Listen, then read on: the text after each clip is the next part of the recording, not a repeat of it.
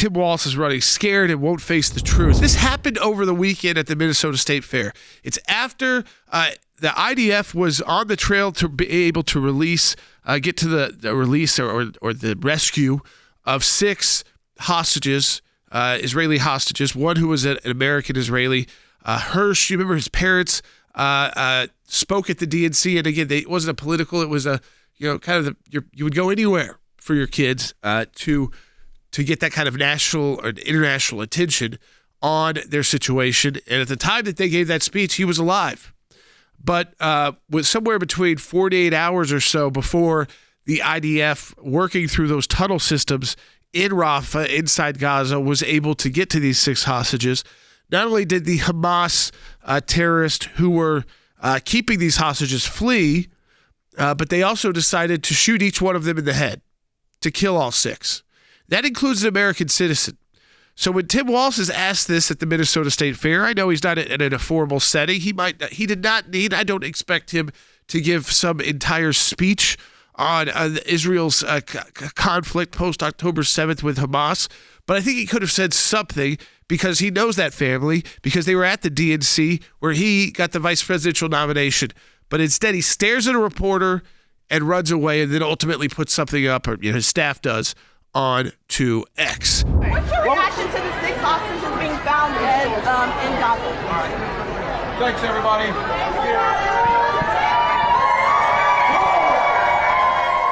He knew what it was said. I don't think the tweet would have gone up later. It looked bad. All it would have taken, I tweeted it out. I think Sean Hannity retweeted it. Well, it was just a simple condemnation of Hamas.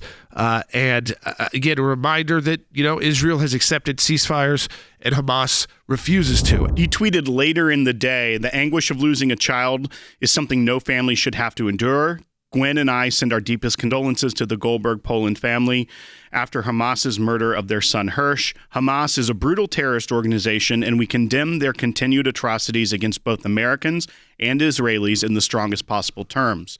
Especially that last part of that sentence, that tweet, he could have said right there and then still walked away to get on to other events in his schedule. But instead, you saw him freeze, stare the journalist in the eyes, and a staffer had to come rescue him as he is whisked away, avoiding the question from the press once again. You didn't have to have an expert, opinion.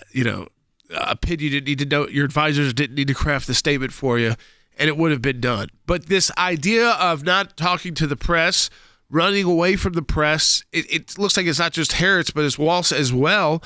And this idea that we can, again, we'll handle it on social media later. But you look as if you were running away even from the easiest it wasn't really a question, but easy statements to make in favor of our allies. Similar to Hersh, it's like if the question's not preset, if it's not pre-done by CNN, even if it's something simple, like an American was killed by a terror group after being taken hostage for nearly a year. You had his family speak at the DNC. And while it might not have been the greatest setting to be at the Minnesota State Fair, it's a simple question of where you condemn and you call on Hamas to release the remaining hostages, including American hostages, alive. But you condemn the loss of life and you condemn the terror organization. You don't have to run away from a question like that. You also don't have to give people, a 15-minute explanation on exactly how you're going to get there to any of those points. Now, if you're Hersh running for president, usually in that situation, you might put together, especially after the holiday weekend, maybe a more formal statement or press conference, have the press come together. Of course, that then begs the question, would you allow them to ask questions? To talk about the process, but they're still putting it on Joe Biden as if he is somehow going to convince Hamas to sign a ceasefire. I mean, we've seen these lists time and time again, Will, where Israel has agreed over and over and over again to multiple ceasefires, some of which have not been so popular with the people of Israel, but the government realized was important if the hostages were released. It is Hamas who has refused to agree to any ceasefire. So when people say they want the fighting and the shooting and the killing to end in Gaza. It would if Hamas released the hostages and abided by one of these multiple ceasefires that the U.S. and Israel have agreed to implement. The fact that 11 months in, that Hamas still has hostages alive is surprising in and of itself. But the fact that the Biden-Harris administration continues to push for the ceasefire when they know that American citizens are still being held. This was one of these 6 that was executed by Hamas when they found out that Israel was going to do a raid on a tunnel. It was 65 feet below the surface of the ground. And Israel had a successful rescue of a hostage just about a week and a half ago.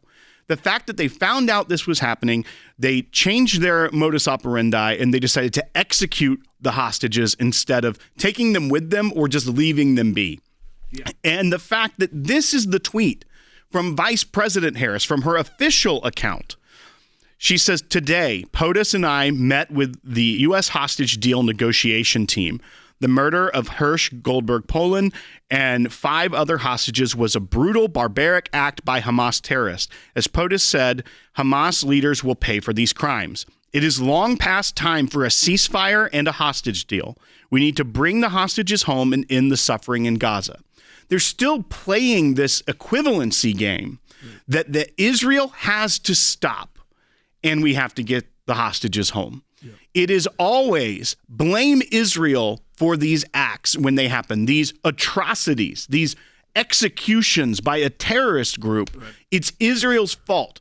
Where were these hostages? Rafah, the place that Israel had been hamstrung by the U.S. government from going into for months. Yep. And now when they're sending in these teams, Hamas has had plenty of time to figure out what their strategy is when Israel goes in to rescue these hostages. The fact there are 4 Americans still being held that they believe are alive, the Biden-Harris administration should be doing everything to get them home instead of every single time they talk about this, talking about a ceasefire. The U.S. has continued to pressure Israel to accept these ceasefire deals. Israel does, and then the U.S. and its allies are not able to get Hamas to accept the deal. So you put Israel in this spot where they go first, even if it's not popular domestically, even if they're giving up a lot with agreeing to these ceasefires, and even if sometimes makes them look weak by agreeing to these ceasefires.